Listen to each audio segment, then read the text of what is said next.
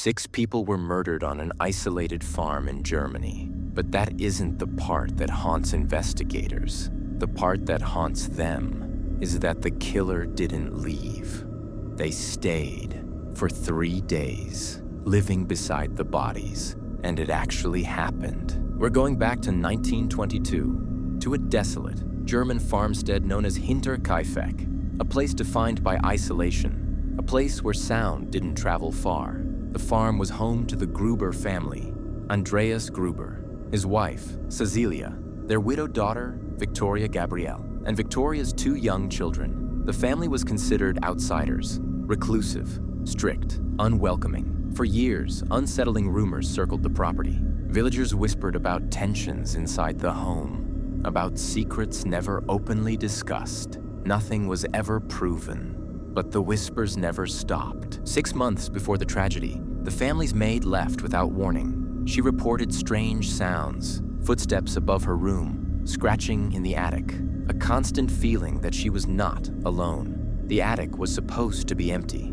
The family dismissed her fears. Life continued. By late March of 1922, the isolation began to fracture. One morning, Andreas discovered a single set of footprints in the snow.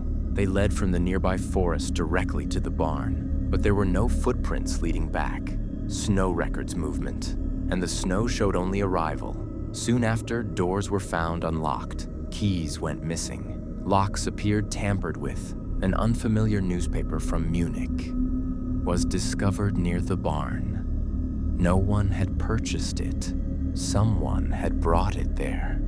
On March 31st, 1922, a new maid arrived, Maria Baumgartner. It was her first day on the farm. By nightfall, everything went quiet. When the family failed to appear, at school, at church, or in town, concern began to spread.